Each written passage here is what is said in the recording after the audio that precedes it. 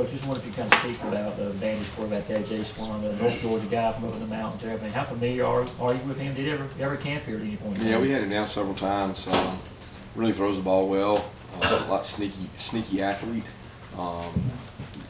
Kid throws back shoulder balls, RPOs. He spins it really good. You can see why they've had confidence in him. The most recent games, he stood out and done a tremendous job. I mean, for a freshman to go into the environments he's played in, he's played really well. Yeah. Halfway point of the season, 6 games in. What do you think the identity of this team is? Probably grit, toughness, the way they practice. I really like it. They're really a unique, connected group. A little different than the last year's group. You know, last year's group was, it feels like they had been around longer. This group has created a little bit of a identity of how they care for each other, but also the grit and toughness they play with. Kirby, you've been in practice a couple times this week. I wanted to check on Jalen and Tresman. We haven't even asked you about him, but Tresman, Smile, and you know, also what's AD doing? I know he had that thumb sprain and everything. How much has he been able to work?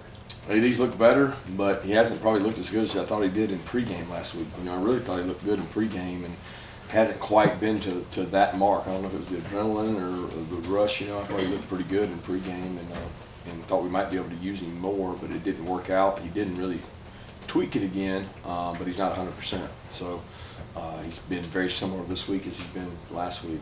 Jalen's still not practicing with us. He's not taking reps or anything. He's rehabbing. And Tresman warms up, gets loose. He looked much better today. He's able to practice and take some reps. Smile's been very similar to last week. Is that everybody? Kendall has not practiced yet. He's been out there with us. I would say he's probably probable, but I don't know if he's going to be able to play or not. Could you talk a little bit about the growth of Dan Jackson and how far he's come so far? Yeah, Dan's, you know, first of all, he was a talented athlete coming in. He could run. He popped off to us when we ran 40s, and he was one of the faster guys. And didn't know much about our defense, so it took a full season of doing scout work, learning, playing on special teams, and then he started contributing more. And he's created a role for himself as a really good special teams player. He's kind of the leader of the punt return unit, and he plays in dime situations, and he gives us a lot of reliability, a lot of leadership, and a lot of players on the team respect that. We get to talk to Ryan Davis next. What has he meant for the program over the last couple of years? He's been one of those guys that's been here for a while, kind of waited his turn. What has he meant to the program? Well, you know, he's a core special teams guy. He practices hard. You know, he played behind those other guys last year. If you were a fly on the wall in that room, you got talent, just oozed. And he was blessed to be with those 3 guys that left and watch how they worked and practiced. And he was a part of that too. He also had a very significant injury last year that prevented him from being able to contribute in other areas in special teams. And this year he's been able to do that, and he got his opportunity Saturday, and he made the most of it. Hey Coach, with the injuries, what do back-to-back home games mean for recovery? Does that help at all, no travel?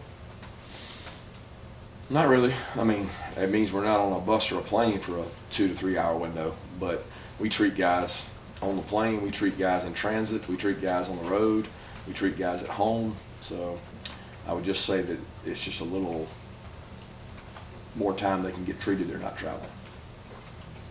On big recruiting weekend, I understand that sometimes with your schedule changes a little bit in terms of how it affects the next game. How do you work ahead since you're meeting with so many players and potential players on Sunday, or how does it change things up when you got so many recruits in on the weekend for your prep?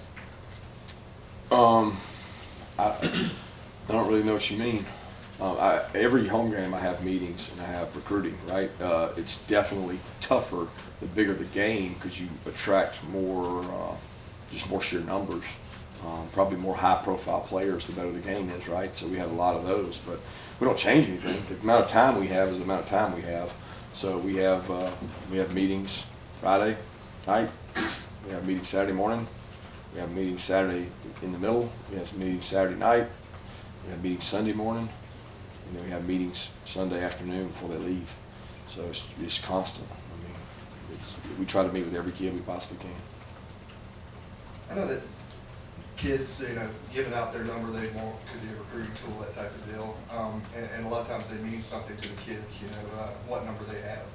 Have you seen that over the years, with how numbers mean something to kids, and what did 16 mean to you when you played? I didn't know anything about 16. That's what they gave me, so I didn't have a lot of. I didn't go in and complain about it. I can promise you that. But it really hasn't changed that much. It's changed if you allow it to change you. So if you want to make it a big deal and you want to, sign a recruit over a number, you're probably going to have a lot of problems with that kid when he gets there if it's all about the number. So you know right away that it's going to be an uphill battle if he's more worried about the number than he is, how to get on the field. Not to say that we don't talk to guys about numbers. They ask about them, and I don't think many kids nowadays, especially with NIL, put that high on the priority list of what the jersey number is. So we have a system that we believe in on it, and we follow that system. Yeah, curious about Kamari at this point. Can you just talk about maybe what you've seen from him to this point in the season? And also, have there been any players that kind of took him under their wing, kind of mentored him at this point? Kamari's a really tough, competitive, great leader, great kid, 4.0 type student in high school. We recruited him for a long time. We knew his high school coaches well. He came over and camped with us, sent videos to us during COVID. Just a lot of respect for the way he competes and carries himself. He's got a tremendous family and a Georgia background. He's played good. He can probably tell you himself. He's got a lot of areas he can improve in, but he's a good football player. He tackles well. He's smart. He listens. But I'm proud of what he's done for our team. A little bit of a personal question. You were talking about your schedule and everything. When you get into the grind of the season, week to week, what do you do to kind of take care of yourself? Do you have anything? Are you a runner? Or you do yoga? Do you have any kind of routine you do to try to protect your health? I have a routine of the week. Sunday, Monday, Tuesday is pretty intense for our coach's schedule. Wednesday is a little better. We go home after practice, so you get to see your family. I like to say we catch up on Wednesday, Thursday, take a deep breath, and then get ready for Friday, Saturday. There's not a lot of time I have in the day to do other things. I should exercise more. I don't. I like to eat. That doesn't couple well with not exercising. But spend time with our players, and what little time I have, spend time with my family. I'm assuming you get a good bit of exercise on the field. I mean, I see you running around. Not as much as I should. Not as much as I should. I mean, I find myself yelling for the players to run, and I'm walking. So I used to run a lot more, but legs are weary. Kirby, how would you assess the development of your young wide receivers, and what are some of the challenges of bringing them along? Challenges are opportunities. Something about playing receiver that you really need to do it in a game to get the utmost confidence. And Dylan's probably got a little bit of that. Denylin, he's played more than most freshmen, but still not a lot. C.J. Smith's really come along well, but hadn't had a ton of opportunities. Those guys are getting a lot of reps and getting better in practice, but it's hard to gain the confidence and experience you need until you get live game reps, and those guys have not gotten a ton. They've gotten some. Oscar's gotten some. So I'm very pleased with that class of guys. It's probably the first wide receiver class that we can say across the board, man, they got some good players in it. They're just not like there right now. They just, there's a couple guys in front of them too. I noticed an uptick in snaps for Oscar on Saturday. What has sort of led him to earning that opportunity? Well, it's not that he didn't earn it before. I mean, he was probably ready and prepared prior to. We had a little bit of a 13 package, and the 13 package was opened him up to be able to play, which is the 3 tight ends. So he was in there and he played, and we look each week at how teams play different personnel groupings, and we thought that was an opportunity to take advantage of. Sometimes it has to do with the depth at other positions that allow us to do that.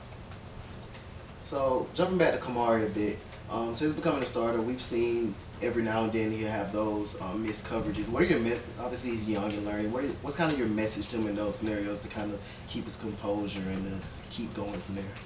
Yeah, he's not one to miss coverages, so I don't want to put you said that, not me. I didn't say he missed coverages because I don't think Kamari misses many coverages. He might get beat, but there's a big difference in a missed coverage and a one-on-one. When you play football and you play out on that island, you guys don't notice when a D tackle gets blocked. They get blocked every play. You get noticed when a corner doesn't make a play or maybe gets beat, but he understands that. He knows that every day at practice he's on an island, and you live on that lonely place, and you have to play the next play, because if it's going to take your confidence to get beat once, you won't last long at DB. Kirby, with Kamari and the clip that went out there about him and Jamon on the sideline of Missouri, how do you find a balance between players delivering a message to other players and coaches being the ones to deliver that message? There's balance. It's great when players deliver messages and talk to guys, as long as they do it the right way and they do it for the right reason. He was frustrated that he came out of coverage in a scramble, and really, in a lot of ways, Kamari wasn't wrong. He was the forced player. He was the flat player. So it's one of those deals that he should have plastered and stayed on him. He didn't. It was a mistake. We talk all the time in our organization about being able to accept criticism and accept leadership. Just as important as it is to have leaders in your program, it is to have people that will accept leadership and not defy it and not crumble when people confront him. And I thought he handled that well. And he's said the same thing where he's gotten on people, because he certainly has great work ethic and has earned the right to hold people to our standard. Coach, we'll circle back to Ryan Davis just a minute. It seems like him and Trez have been dealing with something ever since they've really been on campus. Can you just kind of just talk about that journey a little bit? I mean, how tough has that part of it been for him and his coaches, and I'm sure his teammates have encouraged him and stuff, but what's it been like for him to make it back from all these obstacles and come back where he is now? It shows resiliency. I mean, he talked all season about, he stands in front of the team and talks about what he's been through and how tough it's been, and you keep plugging away. And I can still remember when he came in my office the COVID year and said, "Coach, I'm gonna sit this thing out." And I said, "No, you're not. You're staying with it. You're gonna stick it out. You're gonna keep playing. You're gonna keep practicing." And he was ready to just shut it down. And I'm so glad that he did, because he's become a better person. Number one thing Ryan's done is, he came in and there was times he would slack academically and maybe not do what he was supposed to do. And every academic report we've been getting on for the most part has been good with him. And he's grown up. You see these guys as coaches as a freshman and sophomore, and you think, man, is this guy gonna make it? And the next thing you know, their third or fourth year, it hits them. So many players I can remember in our organization. Riley Ridley is one that sticks out. It's just like they changed and they realized it's much easier just to do it right on the front end. And he's done that. And he's also done that with a lot of injuries. And football's a tough sport. I mean, you guys in this room played it, but it's physical and it's hard.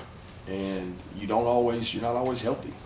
And it makes you question what you believe in sometimes. And I think he's been through that, and he's come out on the good side of it. Kirby, I know that you have absolutely no interest in being a favorite, but if somebody would have told you that Georgia is the national championship favorite at the midway point of the season after losing what you lost through the portal and in the NFL, would you believe that would have been possible? I wouldn't have cared. I mean, because I don't trust the source, so I don't really care. Circa. It's the Circa Sports. I don't even know what that is. Kirby, do you all keep a stat for yards gained by offensive linemen pushing your running backs? I don't know. I know Dale has some dog yards, but that's mostly, after contact. But it would have been a great stat for the last game. I agree with you. That's something Coach Searles takes a lot of pride in. And I thought, the 2 or 3 plays Warren McClendon ignited our entire offensive line, because on the play you can see he never broke down. His goal was, I'm charging on, and everybody saw him, and it was like, well, if he's going to do it, we're not going to do it. And they all piled in. When you're really special when you got 5 guys doing that relentlessly. I would say Warren was doing it relentlessly, and the others joined. But I don't know what the yards were, but it definitely helped. Got time for 2 more questions?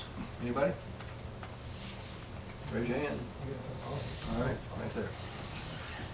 I may be wrong, but I thought earlier this year you said that is there no longer a leadership committee as there used to be in past years? Will there be in the future? I know you said you're doing the connectiveness a little different. Yeah, it's just not defined quite like that, It's like information within your family stays within your family. We didn't really have one last year. Don't really have one this year. We've got a great group of guys that all love each other, and that doesn't mean I don't reach out and speak to guys and ask guys questions, but it's not really labeled that way. Circling back to numbers because it intrigues me, what's your system, if you don't mind, of what a player? Yeah, that stays in the family. If I told you that, then every coach in the country would use it against me for recruiting. So, thanks, guys. Thank you.